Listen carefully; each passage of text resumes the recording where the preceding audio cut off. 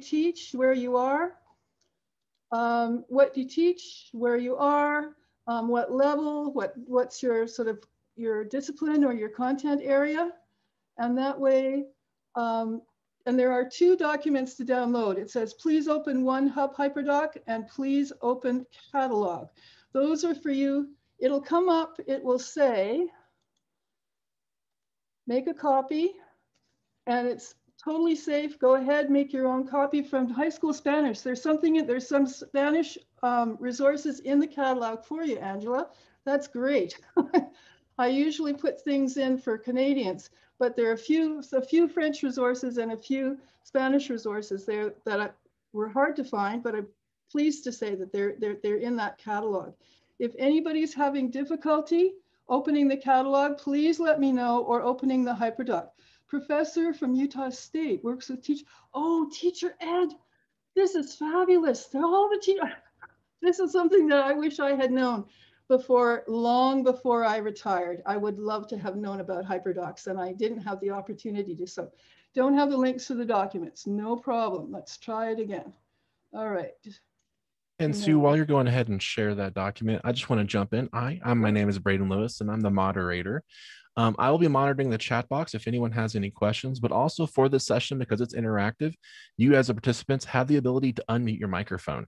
So if any times during this session, if you have questions, Sue has actually asked that if you go ahead and just ask your question live on your microphone.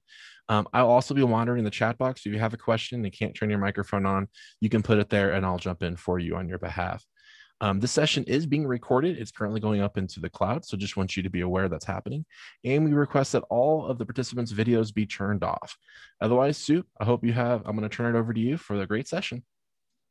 Okay, I'm going to give people a few more minutes to download the catalog. Glad this recording, I have to leave in about 15 minutes. So that, Deborah, my contact information is in the slides.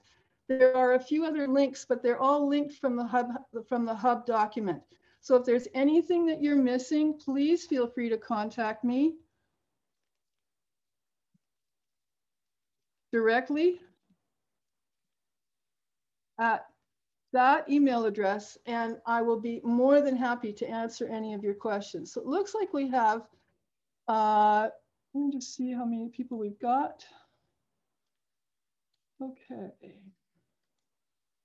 All right, so what I'm going to do first is, in the BC tradition, I'd like to acknowledge the shared unceded territory of the Katsi, Semio, and Kwantlen and other Coast Salish peoples where I work, live, and learn, and then suggest that everybody introduce themselves in the chat so that I have an opportunity to get a sense of who's in the group. That really helps me to know where you're coming from, what your content area is, what your level is. That really helps me to see that information.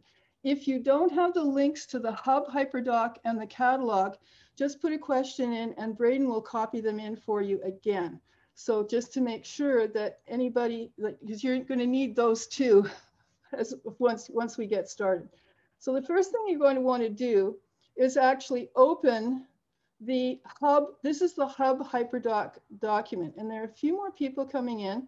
So we'll give people time to do that. And again, I'm going to copy, we're copying those links into the chat so everybody, you can see them. Washington State, ECE, Washington State. Roberta, where in Washington are you? You could please unmute. You know, I really would love to have a conversation with people. Please feel free to unmute. I don't think that we're going to be so crowded that we can't all sort of chat with each other. Colorado, teaching children's lit.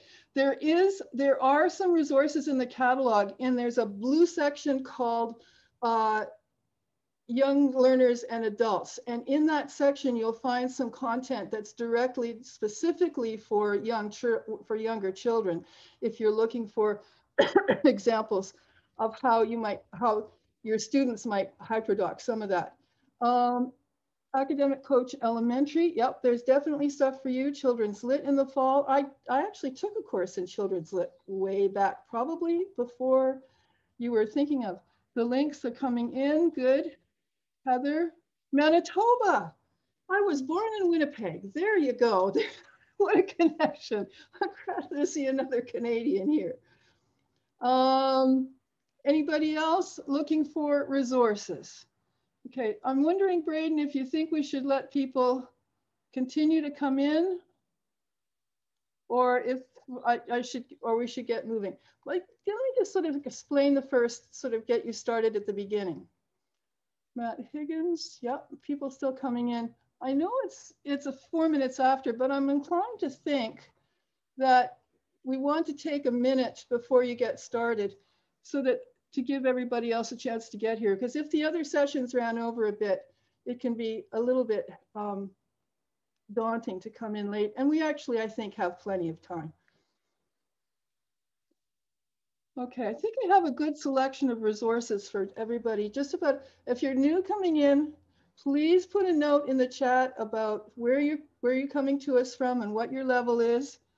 Anything like that can really help me sort of know what activities make the most sense for the group as a whole. Kingston, Ontario, wonderful. Actually, I spent a lot of time, and I went to University of Toronto. Who's ever coming in from Kingston? There we go. Deanna from, okay. Bend, Oregon, not too far. I've been to Bend, actually. This is such a diverse group. Can you tell us a little bit about what you're teaching, what your content level is, what discipline you are, what level you're working at, just so I have a bit of a sense of who's in the audience. That's really helpful. And if you haven't yet opened your Hub Hyperdoc, if you've got this one, you're going to be in the right place to get started. That's what the document that we're going to start on. Is anybody working from a tablet? And also, if you're working from a tablet, that would be good to know. Higher Ed, Trish Parsons, welcome. If I've missed anybody, welcome. Anybody working on a tablet, you might want to make yourself identify yourself. If you're not, then I'll skip the section about what to do if you're on a tablet.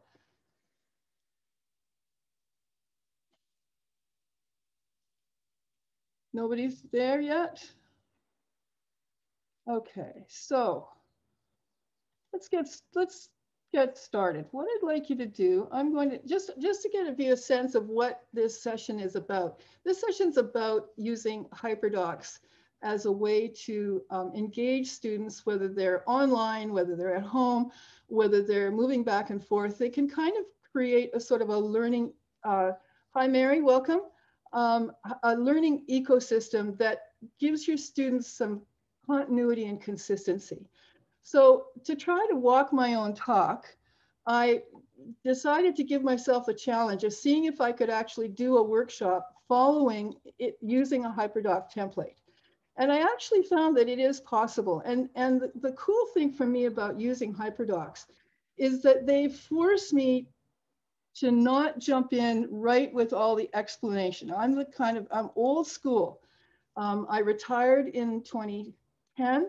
I taught mostly math and science in high school and in adult ed. I taught GED. You know, I spent a lot of time working with students who wanted to be anywhere except in school. And so this is the kind of thing that if I had known something about these when I was teaching, I think that my students would have had a far more interesting learning experience in some ways. And certainly if I were still around, I mean, I've been lucky enough not to be teaching during the last year, and I admire all of you who've had to respond to absolutely extraordinary circumstances. But, you know, I think what this has done is it's always forces me to back up from the explanation and give people time to engage with the content, explore the content, and then learn the content in different ways, because it forces me to try to think less of what I have to teach and more of how I want the students to learn, how they're going to learn the content the best. So it's really kind of shifting the focus from instructional design, you know, sort of designing the way things are going to be taught, and thinking more in terms of learning experience design. So in that vein, I'm going to zoom this out to 100, let's get to 125. All right. What I'd like you to do is start on the first HyperDoc. Is everybody there? Anybody not have the first HyperDoc up? It's the HyperDoc hub is the one you want to see. This is the one that we're working from. Now, you may find, for example, that it's best to view this in print layout. You'll have to kind of test on your own device to see which is the most successful. So if you come to File and go to View, where am I? No, I'm sorry. If you come through View, check Print Layout. If it's off, you get a slightly different appearance. So let me just show you what it looks like if it's off. On a computer, it looks pretty good because you kind of get one long roll. But if you're on a tablet and you're not in print view, you're not in print layout, you'll find that the little tables sort of slide all over the place.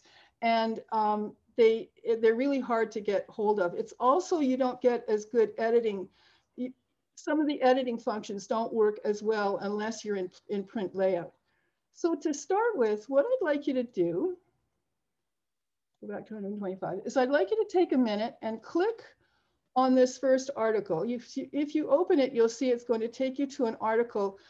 It's a traditional level from CK12, which is a great source of open education resources about the eye.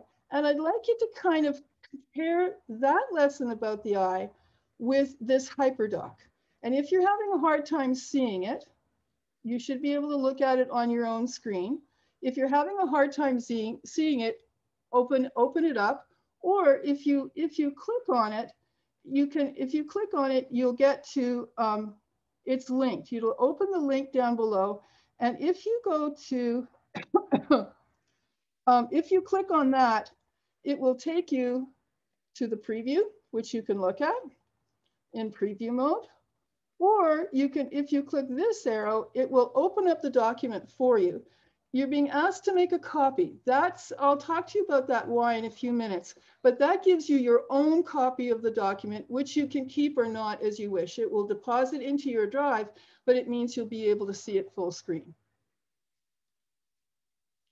So let me go back, and I'm going to suggest that everybody unmute for a minute, and let's talk about what you're seeing in the traditional lesson compared to the Hyperdoc lesson, and what you see that's similar, that's different.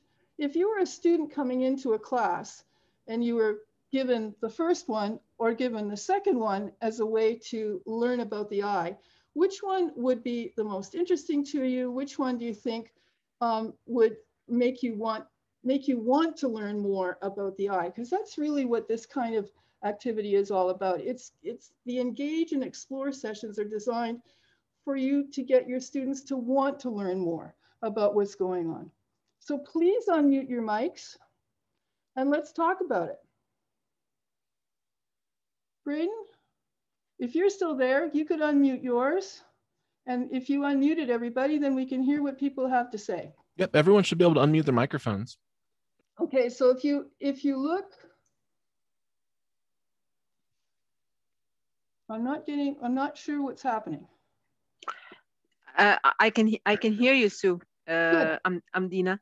So yeah, I think of the colors, without before getting into the content, to discuss the content, I think it's more interesting. It might be more interesting to students from the layout and the colors and the the differences in there's multiple tools or learning pieces that they can connect to. So I think it might, of course, be more encouraging to learn. This is my input to that. Okay, I think that's a good point. Anybody have anything else to add? Do you see, if you look at the content, do you see what's the relationship of the traditional lesson to the Hyperdoc? Like, where do they seem to connect? Do they seem to overlap? Please unmute and tell us what you think.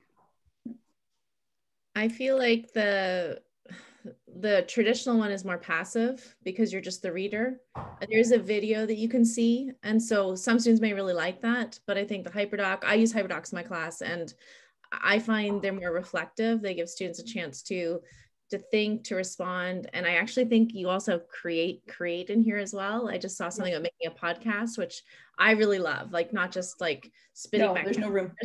But creating. Soft backpack is better, honey.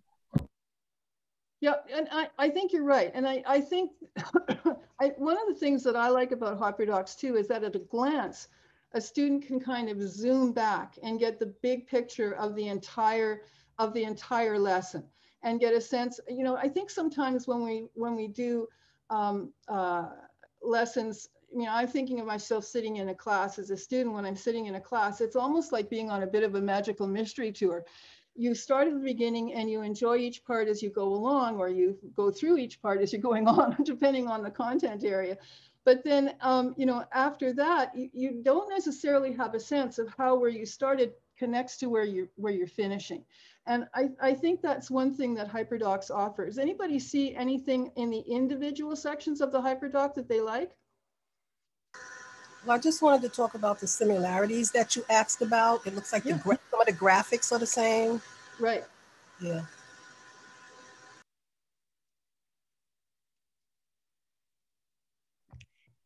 It's interesting, you know, I really love the idea of a HyperDoc for my students. I think that the students would really appreciate it, but I feel like I'm a little old-fashioned, probably different than where my students are coming from. And I just, you know, love paper and I love simplicity. And so I wonder for me personally, if I would be distracted by all of the links, but I do think for students, especially the younger students, that they really enjoy the interactive. I think it's, you know, I just come from a different place.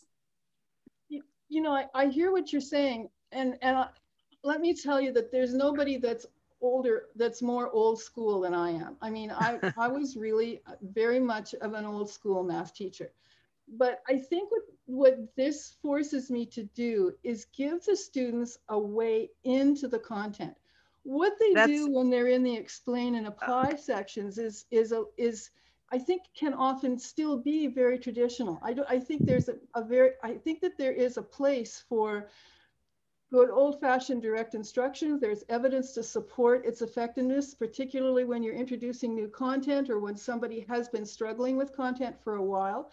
And I think there's a lot to be said for paper and pencil. There's nothing that says that somebody can't do something on paper and pencil and then take a photograph of it and share that in their HyperDoc or in a sharing section.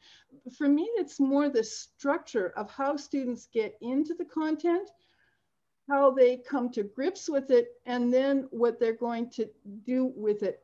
They're going to actually do something, and that it's hooked to, I mean, I struggle with the word authentic, but it's hooked to something that's going to interest them. It's going to intrigue them, pique their curiosity, draw them in. And that the one thing that I found, and I'm doing this from the point of view of a math teacher, and believe me, it's challenging to find good math HyperDocs. But for me, the one thing that they do is that it just forces me to take one step back from jumping right in and telling them everything that they need to know about a topic. I mean, you know, go ahead. In addition to choice, you know, choice and voice and them taking responsibility, you know. Really good point. Well, let's go on for another minute. Let's roll down to the explore section.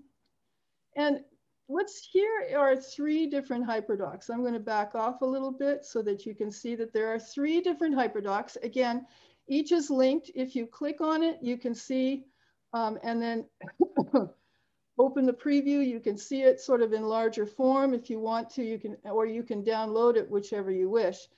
But so these are 3 from science, and they're at 3 different levels. One is really kind of an adult level for about ankle sprains. It might be for medical training of some sort.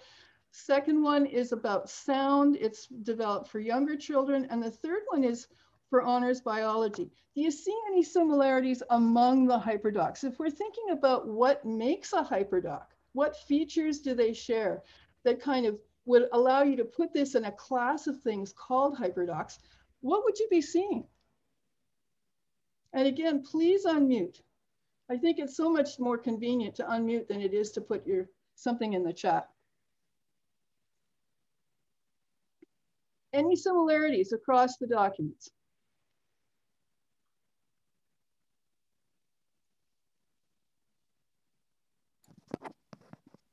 Looks like they all have the same structure. Can you be a little more specific? What are you seeing specifically? The engage, explore, explain, apply, and reflect. And I think you've picked up on something there, because really what you get with a Hyperdoc is you get this sort of heart. The heart of the Hyperdoc is this explore, explain, apply. And then onto that, some people add engage, and other people add reflect and extend and other kinds of activities afterwards. But explore, explain, apply is really sort of the heart of the Hyperdoc pedagogy. So the third piece, so let me, oops, sorry, mine's sliding around here. I apologize for that. I don't mean to make anybody dizzy. Okay, so if I change, I got a little tricky here, change the font color. Oops, not in here. Okay, let's see. If I change the fill color, let's try that again. All right, sorry. Things are sliding around here on my machine. So if I change the fill color for that box, should work. Okay, where is my fill box? There it is. These are the sort of the similarities that I picked up on, that they all have this kind of embedded pedagogy, that when you kind of get into the Hyperdoc frame of mind, you stop thinking about how you're going to explain something better as a first place. I mean, most of us are really good at the content that we know. We know how to explain it. We know how to do that. What we're not necessarily, particularly in math, good at is drawing people into it. And so that's embedded as a part of the pedagogy. The choice is there, the interactivity is there, there are opportunities for both collaborative and individual work. So I'm going to let you rest for a minute, and I'm going to talk to anybody in the group that has not familiar with Hyperdocs. Can you just put a little, I'm going to get you to put a note, just answer the survey for me in the chat. Can you put in a 0 to 5, on a scale of 0 to 5, what your level of experience with Hyperdocs is? Ah, okay, 0, good. So I'm here for, okay, 3. Good. So anybody who is experienced can help those of us who are not. That, you know, that's really good to know, because I'm going to start with some basics for you so that you've now seen what some Hyperdocs look like. Let's talk about what Hyperdocs are. A Hyperdoc is a purposefully planned teaching and learning package. It's learner-centered. As I was saying before, you're trying to come at this from where the learners are. You're trying to, as how the learners are going to get hold of the material. That's what you're thinking. It's not so much as how am I going to teach it, is how are they going to get it? And so it shifts the focus a little bit. Definitely content-based. The design, once you've done it a few times, the design kind of becomes intuitive. And for me right now, I find that I get into this dilemma. I have the dilemma about using copyright images or only copyright friendly images, and writing people for permission. And you find that perfect image that if you just slipped it in, who would know? And I always find myself in this sort of crisis of conscience about, you know, I would know, and so on and so forth. I'm getting to the point now where I feel the same way about designing a lesson. If I were designing a lesson, and I didn't step back to the explore and possibly the engage phase, I wouldn't be being true to what I now totally believe, having been a very competent math teacher, I totally believe now would have made me, what can I say? I always had the craft of teaching. I didn't necessarily have the art. And I think this for me would have been what I was missing as far as being artful in my teaching rather than a really good craftsperson. So Hyperdocs are structured. they're flexible, they're interactive, and they're portable. They are inspiring, collaborative, transformative, and addictive. And I say transformative not necessarily for the learners, but more for me. They've been transformative in the way I think of my teaching. And I have to say addictive. I'm a hyperdocaholic is what I sort of think of myself. They come in two styles. And they're linear. If you want to look along in the catalog, you'll see that this is actually, there's a whole collection of linear style HyperDocs based on this formula. Some have only 3 parts, some have all the parts, and some take kind of do variations on the parts. They're shaped by your priorities, your choices, and your technical comfort level. You don't have to be really great at technology in order to learn how to repurpose somebody else's HyperDoc. You know, some people pick a HyperDoc because it's about the content that they like. Other people choose HyperDocs as starting places because they like the format, and they think that they can see themselves fitting their content and their approaches into working with students into that kind of a format. They're infused with your persona. I mean, when you look at this one that was made by a guy named Sean Fay, he made the first one, you can kind of really get a sense of how excited he was when he came across this one-word project back in 2017. They also can kind of come board style, and there are all different kinds of boards. The one thing I didn't show on this is that the boards can be, they can be portrait style, or you can shift them to be landscape style. What you can't do is take a portrait style board and turn it landscape. You have to make the decision whether you want your board to be vertical or horizontal before you start. I tried that today to see if there was a way I could work around it, and there wasn't one. Boards tend to be a little more task focused or game based. They tend to go under this heading of choice board, but when you actually look at it, students aren't given a choice. They're expected to go do all the boxes. So, you know, I have a little trouble with that being a bit of a misnomer. But that being said, I mean, I think it's a really interesting way to give students a variety of activities, and even to have them feel that they have some choice in the order that they want to do the pieces. Choice boards also have a space, are often used for agendas, for example, in a post-secondary or a high school setting. You know, it's a very popular thing to use this choice board to kind of give students a feeling of a weekly agenda. Or they can also follow a sort of a linear format, which gets them a little closer to the idea of the HyperDoc with the explore, explain, apply lesson cycle. And how many people are working in Microsoft rather than Google? Anybody? Have you put a note in the chat? If you're a PowerPoint and Word user rather than a Google Doc and Google Slides user? Both, okay. So there is good news because there are, excuse me, there are ways to use PowerPoint and Word. Okay, so there is a whole section in there for Microsoft users. That the reason that we start with Google stuff is that most of the stuff that's out there is in Google Docs or in Google Slides. And Google Docs are very easy, 1 to 0, you know, like really easy to convert. And if you open a Google Doc, you have an opportunity to save it as a Word doc. If you have slides, you can save it as a PowerPoint. Slides and PowerPoint don't translate quite as well one to the other. So that's a little bit more complicated, but there's a whole section in the catalog for anybody who prefers Microsoft to take a look at. All right, benefits of HyperDocs. I'm going to give you a minute to read the poster and then suggest in the chat that you type the benefit. Which number do you think is the greatest benefit?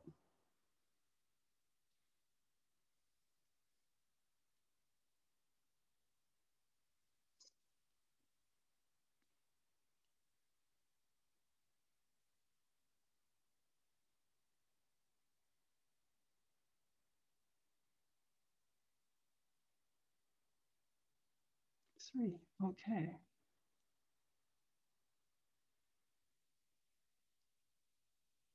Right.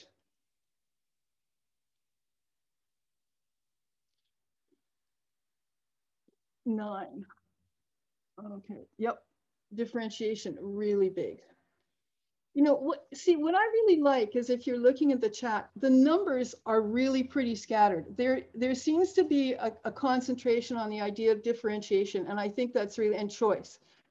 And I think that's really important. But what I like is that just about everybody can find something that they like for in the way the HyperDocs are designed. And you often get a wide variety of answers of why people like these. So let me give you a few that I found. A few of the things that I really like. I like this idea of an embedded pedagogy. It really forces me to think into, you know, backing off instead of starting at explain, apply, going from explain to apply to assess, backing up and giving students a way into the content, a way to connect to what we're talking about. If in this sort of time of uncertainty, about whether schools are going to be open or closed or whatever. And here in BC, we seem to be moving into another surge or a hotspot time. It offers a way to give students some sense of continuity and consistency. Once they know how to use them, these HyperDocs in a way become a sort of a digital learning commons that students can get to from the classroom or from home. And I have a funny little video clip to play if you'd like to see it. You want to vote yes or no? Okay, let me try it. Sheldon, are you going to join us? Coming.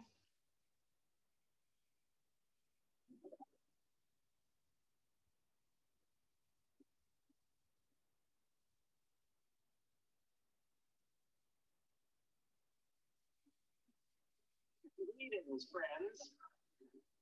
Greetings, whatever the hell you are. I am a mobile virtual presence device.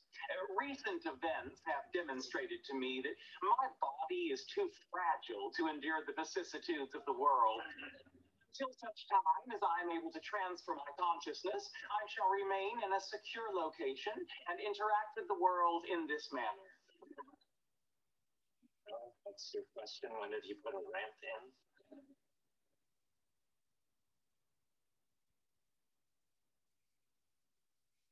You're in the spot.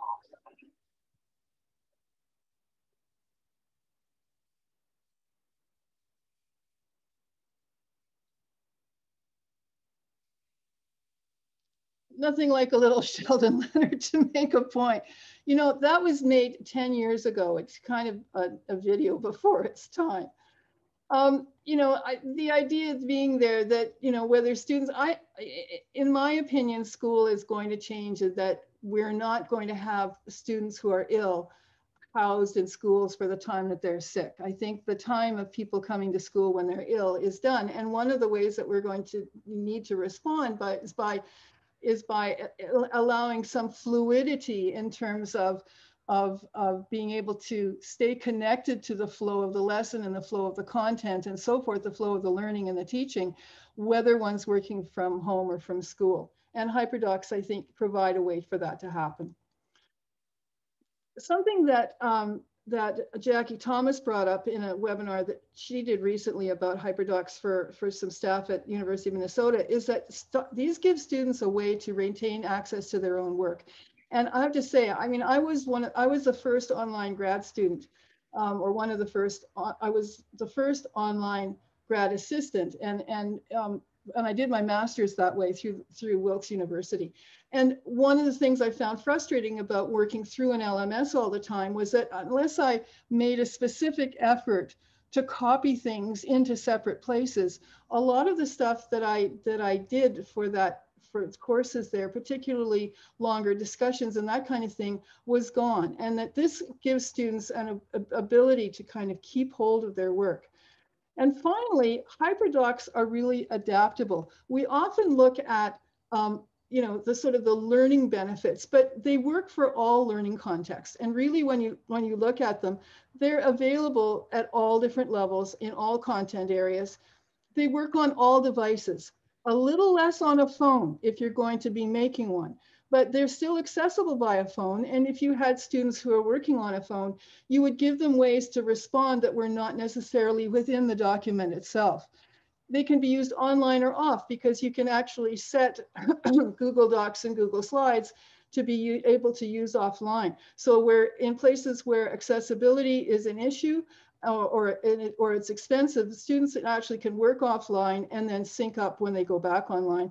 And they really, these documents were designed for connection, for learners to interact via shared files.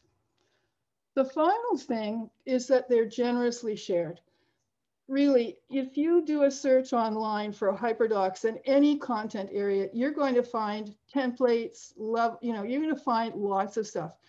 Now, these days, what I find that's kind of frustrating is that a lot of it seems to be kind of taken over by Pinterest. And so I'm a little hesitant about joining Pinterest. That may just be the old school teacher in me. But, a lot of them are in Pinterest, and there are a lot of people who are making money by selling Hyperdocs. Now, the whole thing is that the whole thing was started as part of the open education resource movement, I think, or even preceded that, or happened simultaneously with it. But if you're somebody who is interested in OERs, that means that, you're borrowing from and sharing back to, you're borrowing from and sharing back to the culture, and making stuff available for other people through the Facebook group, through Teachers Give Teachers and other channels. So we're going to switch back to your hub for a minute. And we've sort of covered the explain session. The rest of it, I put the rest of it there just to give you an idea of what I might have done if this had been an independent study unit, what might have been there in terms of an explain and a why. And we're going to move directly down to apply.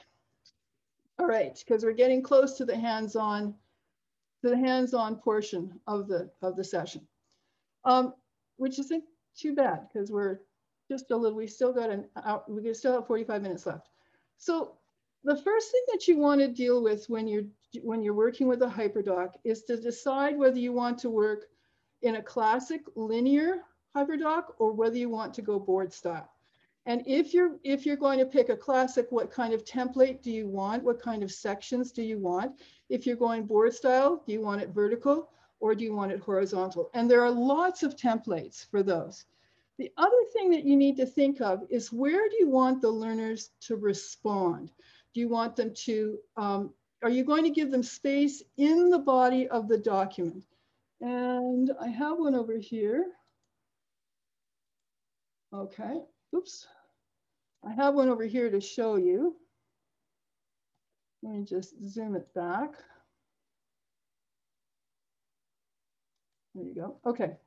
So you can see the way this one was built. Turn off print mode, okay. You see this one's been built with spaces to respond right in the document. Sometimes they're using a one-column table. If they're all built in tables, sometimes they have a one-column table with a response table beneath. In other cases, they've used a two-column table where people are responding right beside a particular question. So that's one type of ways to get students to respond. Another type is having students respond at the bottom. So you give them, you might have a game board or something that was more in this style, where there's a lot of questions, a lot of things for people to explore, but the response section actually follows the document. That's another way to design them. The third way, and most of them have a combination of all three, the third way is kind of like the one in the example above here with sprains. And if you look at that one, just zoom in. If you look at that one a little bit larger, what this person has done is decide to have students have their responses in Padlet or submit them directly through the LMS. And so there isn't really response space built into the document itself. So that's one of the things that you kind of need to think about as you're choosing your format. The next consideration when choosing your format is how you're going to deal with accessibility. HyperDocs and HyperSlides are not designed for accessibility. And it's really, you know, if you have some good tech people, like if you're in a university and you have good tech people around you who can work it out, they will give you some sense of what's possible and what's not. What I found, and I actually, this is linked to another document. Let me do a preview so you can see what's there. What I've done is I've shown you the design of a HyperDoc, and I've put in sort of different section headings to show you what it might be. This would be the HyperDoc design, all right? And that's one of the templates, has these sort of teardrops on the left. This is actually a table with 2 columns. These all come down the left side column. This is all coming down the right side column. And the simplest way that I can think of to make an accessible version is to, hi, welcome. If you're coming in late, please take a look. I'm going to ask Braden if you wouldn't mind posting the links again, the 2 links to the catalog and the hub documents. Is to think in terms of simply copying your content into a regular looking worksheet. And if you use the headings, like if you use these headings, the heading case, it really helps the speed reader, or really helps the screen reader, and you can do alt content. You can actually put an alt version, a text version of the image there. So in this one, for example, this, if we look at it, you just see, you can see it comes up as heading 1. So I've made all the headings in this document. I've used heading 1 on all of them. I haven't necessarily put the alt in for the image, but you can, if you right click on it, you can add alt text to the image fairly easily. But I don't think in the case of a table that it works very well, and particularly tables that have more than 1 column. They're just not screen reader friendly. The other thing is to check for accessibility. You can use a checker like Grackle if you have access to it or you can afford it. But there's a cool little workaround here that I read about for docs, and that's linked.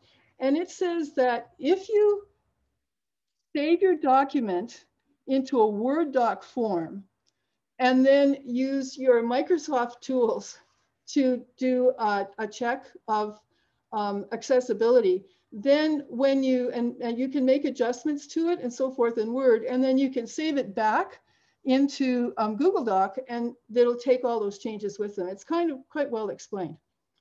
So we're going to, everybody, we're going to move on to the hands-on portion, and you're going to hack your Hyperdoc. If you don't have that link, Braden, should be number 2 on the list at the top. Let me just check my share list right from the top. Yep, it's number 2, Hackadoc. So this is the one, it is linked. This document is linked if you can open the preview, and if you click on that, it will take you to where you make a copy. Then you make a copy, and what you're going to come up with, let me just slide this down for a minute, is, make sure I got the right one, sorry. There, that's what you want to see. Okay, so we're going to hack the doc. If anybody can't get into it, let me know. You want to open it, should be, make your copy. Thank you. We got number 2 in there, the number 2 link, Braden. Should say the hands on deck. Yep, the Hackadoc, this is the one right here that you want next, is the Hackadoc link. Okay, so if I could have a thumbs up from everybody, if you're okay, if you've got it up, could you leave a note in the chat? Good, I'm seeing thumbs up on the screen. If anybody's having difficulty, please let us know. Good. Everybody okay? Or you could put a note. Anybody not okay? Anybody struggling? Okay, now this could be a good time to unmute your mics because what we want is a good flow of question and answer. Don't feel that you have to keep up with the group. Everybody here is working at a different pace. There are some people who are 3s and even 4s. That's super because I hope that you'll answer people's questions. So you can either, if you've got a question or you'd like to see something done again, please let me know in the chat. You can put it in the chat. Braden will interrupt with a question, or you can unmute your mic and ask again. Because you know, it can take more than once to figure out how all of this goes. All right, and this is, so everybody ready? All right, so the first thing that I'm going to suggest that you do is test print layout and see, go back and forth a little bit between print layout and regular layout. So again, to get to print layout, you come through view and mine's turned on. You can turn it off. If you zoom back to 50%, it'll give you a little bit of an idea of what it looks like. If you're on a tablet, being able to get to print layout is really important. Okay, and print layout cuts the pages up and it gives you some ability to edit that you don't get. So I would suggest for today that you leave it in print layout. And when you've done that step, I'm going to zoom back up to 100%. When you've done that step, I want you to put your cursor in the box and you're going to bring up this fill bucket because we're going to change the color of the box to show that you've completed that step. You're going to change the color of your box. When you do it, it brings up a range of colors. You can use custom colors. You can make them, if you go into custom, you have like a wide range of settings. But for now, I'm just going to change mine to, let's see, I like turquoise. So I'm going for turquoise today to show that I've completed that step. Everybody got step 1? Yay, nay, are we okay? You need to have some indication of the fact that everybody's following along okay. So either thumbs up again or unmute yourself and say yes, or put a yes in the box. If there's anybody who's stuck, Braden's watching for questions. So I'm having a little trouble when I click on the copy, it's just kind of putting a box around everything, highlighting. It's not letting me click through like it's a link. So like when I click on the little paint box, it just highlights it. It doesn't click in and show me colors. Okay, so hang on just a second. Put your, it may have to do with where you put your cursor. Let me just undo that. Let's try it again. So if I'm clicked out. So if I want to change the color of a box, I have to bring my cursor inside the box. That's your first step. Okay, so far, Rebecca? Okay, and then when you bring up the paint box, you get a choice of colors. It should work. Yeah, it just seems like I'm on like a flat page. The links aren't going anywhere. Maybe I need to be in a different form of view. Are you in print view or not? Print layout? So I'm just not sure how to navigate. I see test print layout at the top, but okay. So if you come up to the menu, that's no problem. Come up to the menu at the top of your page. So I don't have a menu. Insert. Okay. Yeah, I don't see a menu. You don't see a file, edit, view, share, insert menu at the top of your page? No. I mean, I can do it through Chrome, but I don't. I mean, I'm in Chrome looking at this document. Right. And so you don't see a menu. Well, I do have a Chrome menu. Is that what I'm using? There's a Chrome menu. Yeah, you should see a menu with a blue. Take a look at mine. You should see a blue document shape on the left, and then the heading of the document, and right beneath that are the commands. It looks like a Chrome menu, but it's really the document menu in Chrome. Okay. If it's not working, try to come up beside and refresh your page. Sometimes that can help. Yeah, I'll try to copy again. Try to refresh your page. You opened the copy. It should be right there for you. Yours will say copy of share Sue Hellman. If you get to there, you're in the right place. Yeah, it's just not, I'll play with it. I usually, when I use docs, I do have that menu. I'm not sure what's going on, but oh, I see it now. Okay. Are you there? Good. Okay. And now All it's gone again. I don't know what's going on. It's like, it's okay. I'll figure it out. It's like flipping back and forth. I'm not sure what's happening, but for some reason. Okay. yeah, thank All you. Right. Sorry about that. All right. So now I've slipped down the page here. Wait a minute. Sorry about that. I forgot to reset it. All right. Let me just go to here. Let me just pretend you're not watching. Pretend you're not watching. Page setup. And I'm going to go to, hang on. Hang on. Ooh. Cancel. File.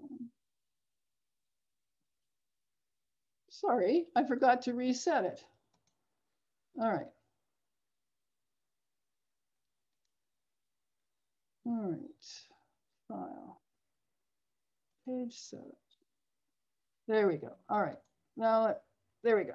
Okay, so pretend you didn't see that part. Okay, here we go.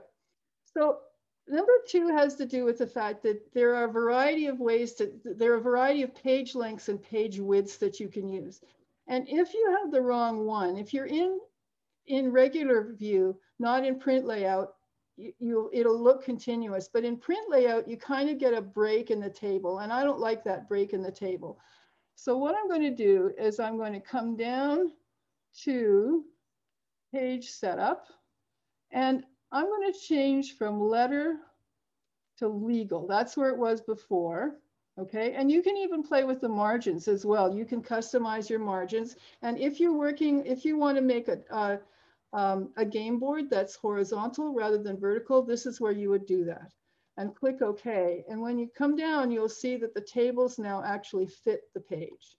Because one of the things that happens is tables tend not to fit pages. And when you put information into a table, it'll elongate it. You want to tell the students that it may not fit quite so neatly on one page. And so this is where viewing in without print layout can be sort of a little bit helpful. But what I find I do a lot of work on my tablet, and I find that it's just kind of mucky on my tablet. So we're finished that one. We're going to indicate that we have finished it. So I'm going to change the fill color. I'm choosing pink to show that I've got that. Next step, you want to change your title. So bring your cursor up to the top and think about something that you might do and highlight that title. And let's see, I might make math finding slope. And you want to change it, slope. You want to change the title. Okay, that's something that would be a good Hyperdoc, that would be good for your context. And this link will take you to a bunch of this woman's kind of the guru when it comes to these game and choice boards. That will take you to her website to find a lot of stuff. So I've done that one.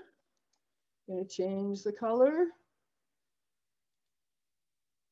Fill color. I'm going to come to pink. How's everybody doing?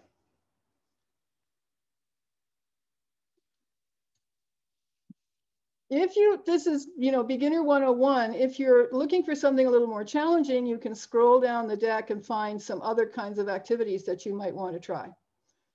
All right, the next one is to change the page color. All right, so I want to change the entire page color. This box is transparent. So if you want to change the page color, you come back to page setup, and this is where you change your page color. So I'm going to make mine bright yellow, and you can see that the page color changes.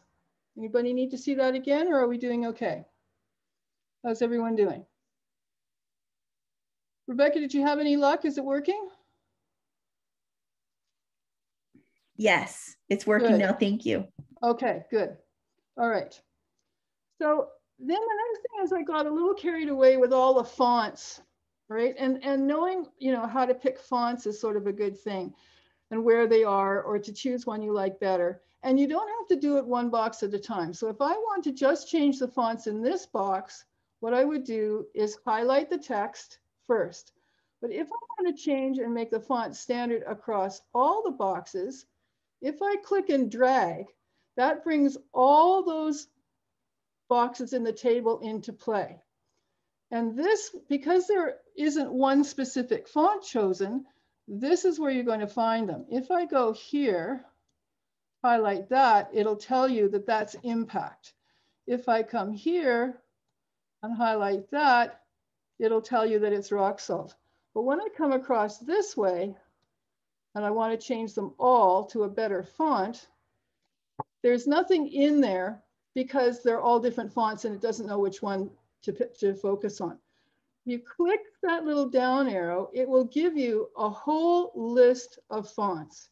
Now, mine's probably a little bit longer than yours,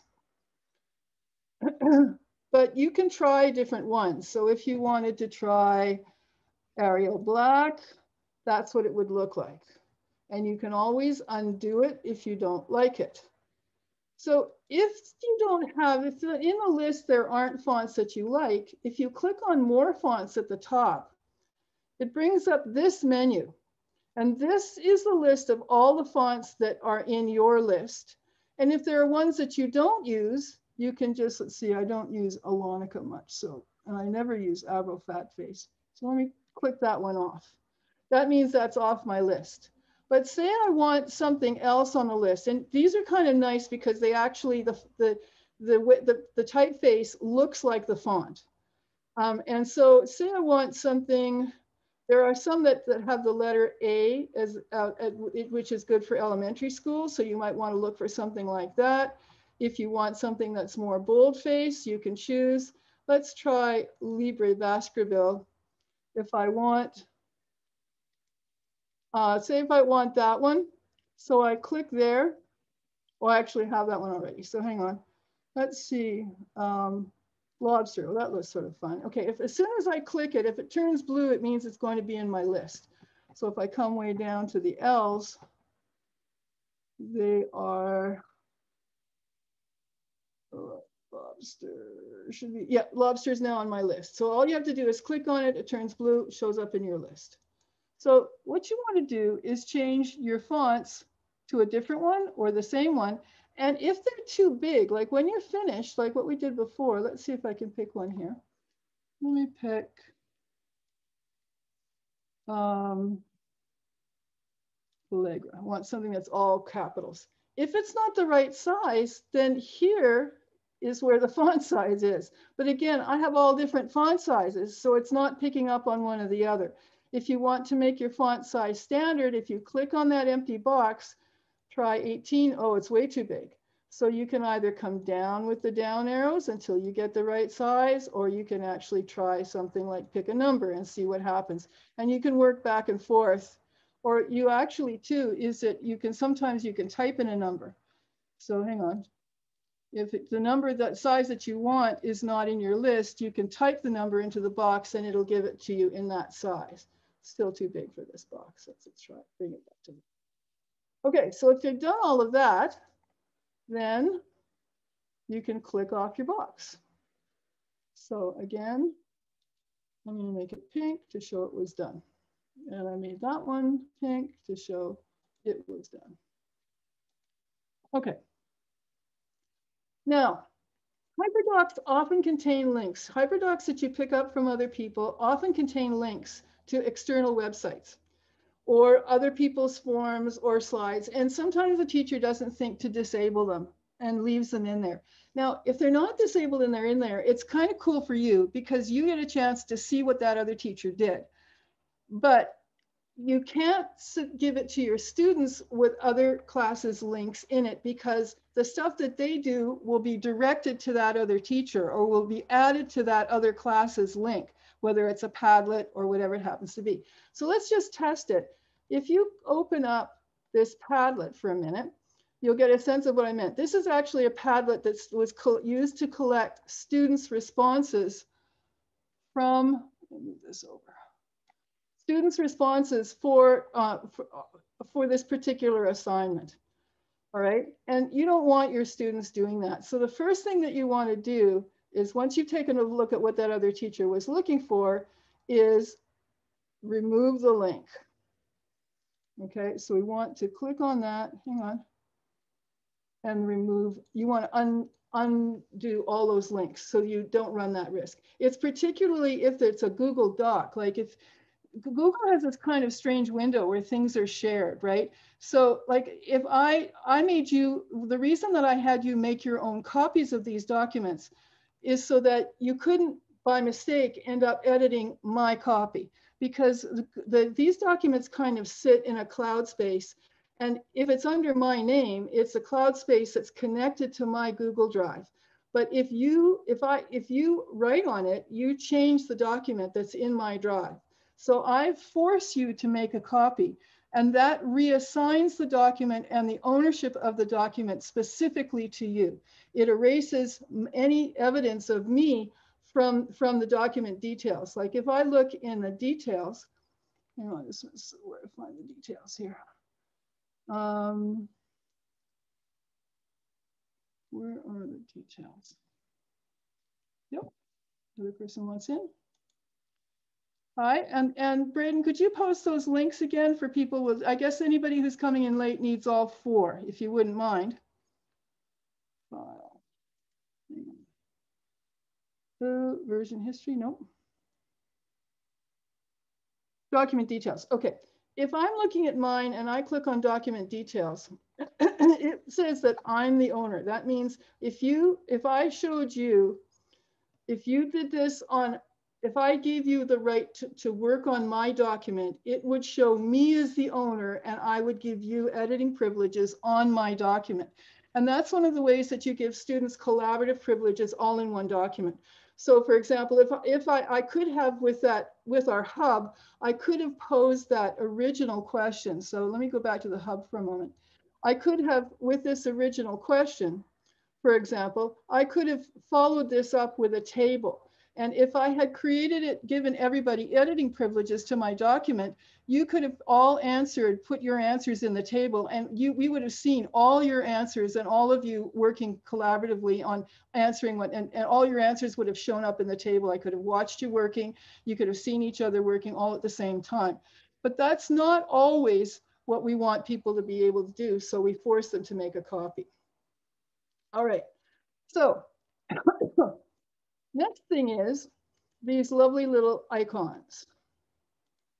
I'm going back to print image. Okay, so if you open up a link to the Noun Project, and that's linked here. Okay, the Noun Project is a fabulous, fabulous website. This has icons on everything, and they're completely free.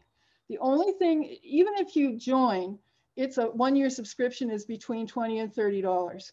If you want to use their recoloring and to be able to use their images without giving credit, they ask that you join.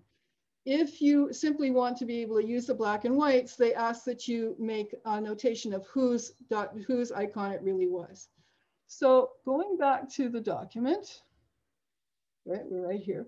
So what I want you to do is think about an image that you might want to use for this entire document. So if it's a choice board, you might want to put in a little icon that would represent what it is. Icons are used normally in the columns of regular documents. So for example, go back to mine. They're used like this, explore. All my HyperDocs have these binoculars for the explore session. It cues students as to what that section is about. It's a visual as well as a verbal cue. Down here, explain. I use this funny little guys for explain. And when you look at the templates, they usually have these images, which you can use the ones in the templates, or you can substitute your own. So this time we want to find something in the Noun Project that might represent this kind of Google text skills or something like that. So you would put in a search for something like text skills or Google or whatever you want, and it brings up not very much. Don't have very much here. So that's not very good. So how about Google? We'll put in Google and see what comes up. All right, so you get a little bit more in Google. Get a bit more. Let's see what might work. let's see if I don't like that one too much, might even try a third one. How about, anybody have a suggestion? How about choice? Ah, okay, so that's a little bit more encouraging. Now the cool thing is you don't have to download them. You can simply click on the image and copy it and come back to the document and paste it in. And right away it comes back in. And these are all transparent backgrounds.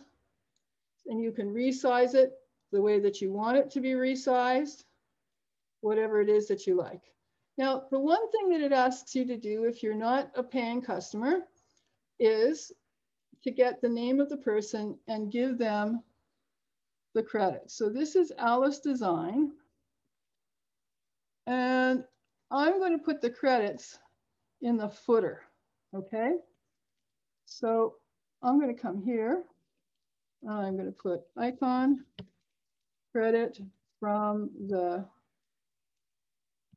Noun Project by Alice Design. All right, and that means that I have actually given, that's all the credit that you need if you're going to use icons from the Noun Project. How's everybody doing? You want to unmute and let me know how it's going? How are we doing? Anybody stuck? Heather, how is it coming? Want to unmute and let us know how you're doing? I'm good. Good. Okay. I'm just sort of nice for me to hear voices. That's all. I spend so much time by myself. It's kind of nice to hear voices other than mine or my husband. Hi, Sue. This is Angela. It looks like you need to have get a free account in order to copy and paste. If you get the free account, if you get the free account, you can kind of keep track of the ones that you've used, right? Okay. You can save them to a folder of your own. But if you're just on the Noun Project, I can come anywhere. Let me come back to where I was. Let's see if I look up snow, just for example, because we don't have any here anymore. If I right click on the icon that I like and come down to copy image, and then go back to my document. Okay. I can paste her right in and then I can resize her. All right, thank you. Now what having an account will let you do, which is kind of cool. If you have an account and you have access to this, but what you can do is you can change the colors. So if you like pink snow or green snow or yellow snow, you can change the colors and you can actually give it a colored background if you want. And then you get an option where you can save these to your folder. So the problem with this is you can't download it. So really to download the colored copy, you have to, that's where your $25 a year gets you unlimited downloads and unlimited saves. I have an account because I really use Noun Project a lot and I like to use some of the same icons over and over again. I don't want to have to go looking for them. So, but that's totally up to you. Okay, thank you. Okay. All right. Now, the next one is to replace an image with an original photo or another from Pixabay. Now, you can use a photo on your computer, or you could go to Pixabay. Now, Pixabay is a great source. There's some great sources for copyright-friendly images. Pixabay is one of them. And let's see what that was about. It's more about HyperDocs, but we're just going to replace it with let's try learning. Okay, so I'm going to come into here and, oh, I like the image with the kitten. The kitten's definitely learning. It's sort of appealing to my, now the thing about this is that it's much easier to replace the image. This has a very kind of a cool setting here. You can actually, if you right click, you can replace the image. You can search from the web. So I can actually do a search here. I can go to Pixabay. Let's see. Pixabay. I can do it right in the same place. So that will give me Pixabay images. It doesn't really allow you, let's see, Pixabay, that will kind of take me to free images. I can do Pixabay Learn And it will give me images that are in Pixabay. Should be one that I can get directly from Pixabay. Now, if I click replace, there, ding, I've got the new image. Very cool. You don't actually have to take the old one out and resize the new one. You can replace it. So let me try that again. So I want to replace. I can also do it with an image from my computer, but most of the interesting ones that I have are on my desktop or in my tablet. So let me pick something else. Let me use this one for a minute. Click replace, and in she goes. Now, if this is too big, Google gives you this very cool ability to edit in place. You can see what they've done is they've kind of, it doesn't shrink the image to fit the space. It sort of makes its best guess at what part of the image you want. So if you wanted the whole thing, you would, let me just see how I did that again. Let me go back. This is a bit tricky. Okay. Double click the image quickly, and it brings up these black handles. If you move the handles out, a little bit trickier than it is. If you move the handles all the way out, sorry. I'm so used to doing this with my fingers. It's really, okay, double click. Okay, so if I go out, there, that gives me the whole original image, and then I can resize it to fit my space. But often what happens when you pick an image is parts of it are cut off that you don't want to have cut off. And so you can edit it right in place by double clicking and coming to these handlebars.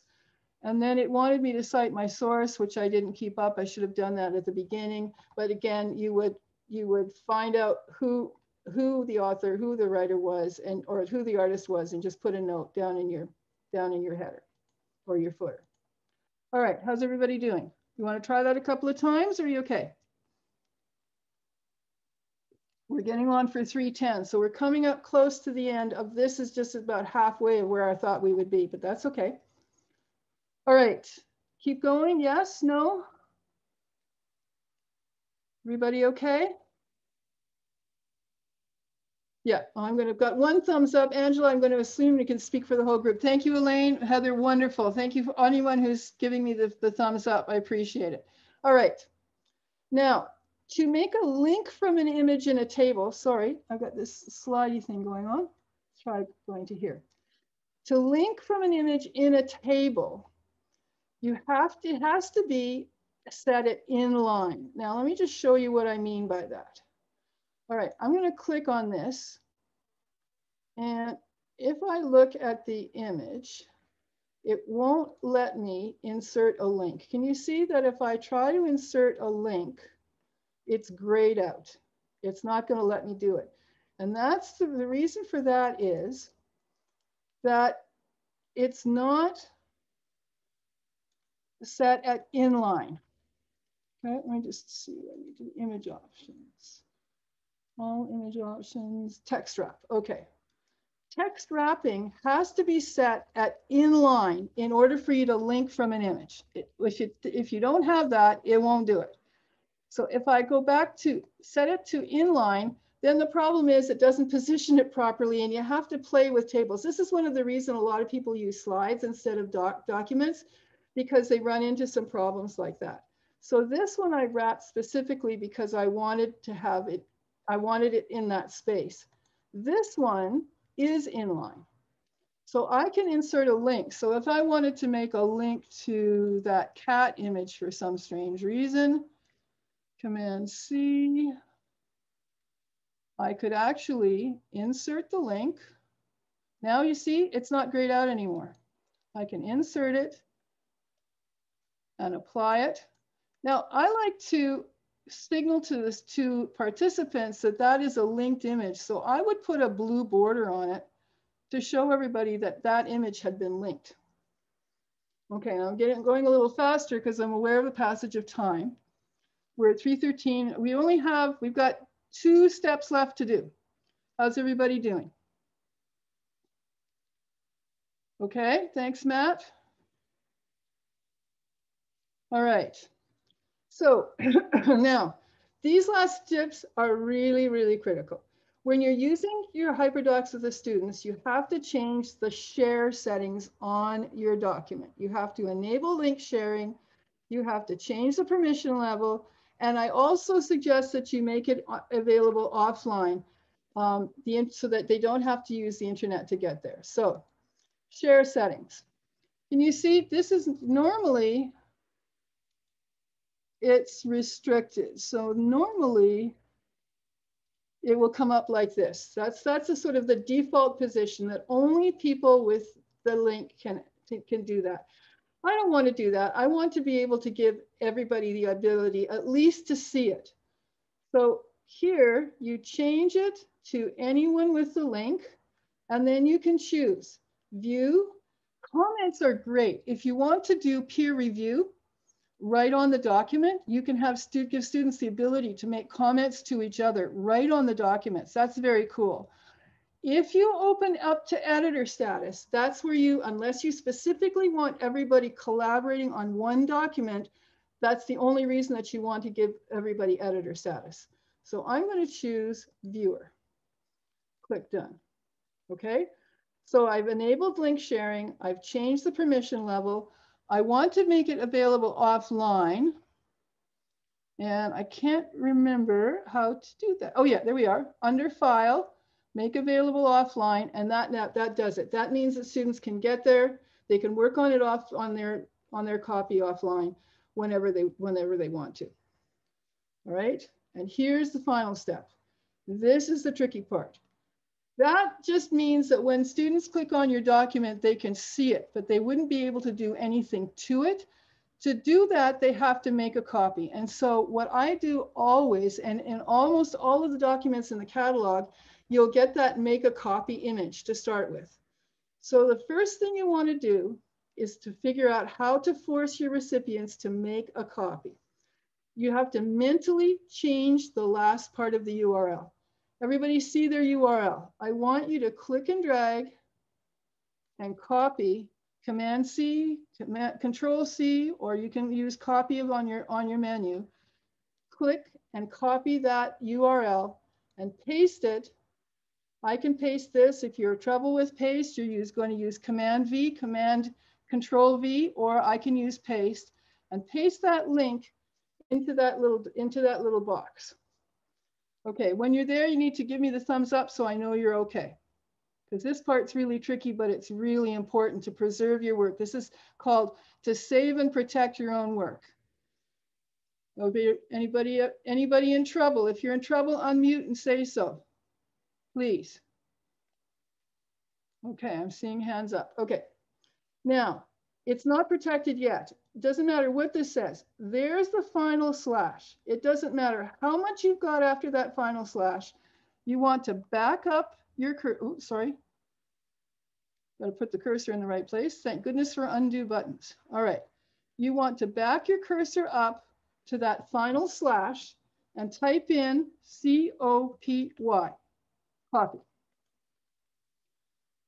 And if you, to test it, if you copy that link into a new tab and then click it, there you go, make a copy. And that means that you are going to force every student. And it doesn't, that's sort of one of the real cool things is that, sorry, wrong place, there we go. Oh, closed it off by mistake. All right. So what that means is when you do that, I closed it off by mistake and we're running short of time. When you do that, that means that their students make their own copy. If they look in the details, they become the owner. And so one of the things that we do to maintain ownership over our own documents is to brand them. Okay, so I always think that particularly if you're using other people's shared documents, it's really good practice to look in the details and find out who the owner is and add that owner's details to the footer. And that means that you're giving credit to the person who developed the document, because as soon as you make a copy, that person's ownership disappears. And it's really nice to know kind of where you got it from.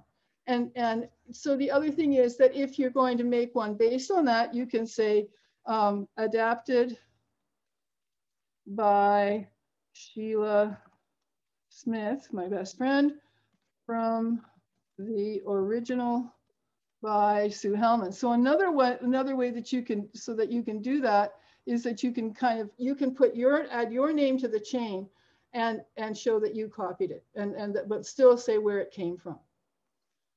All right, and that's that forced copy process is so critical to making sure that the students don't end up with documents that they don't have permission for, don't end up with documents that they are review only, that they really are ready to work. And that's really, really critical.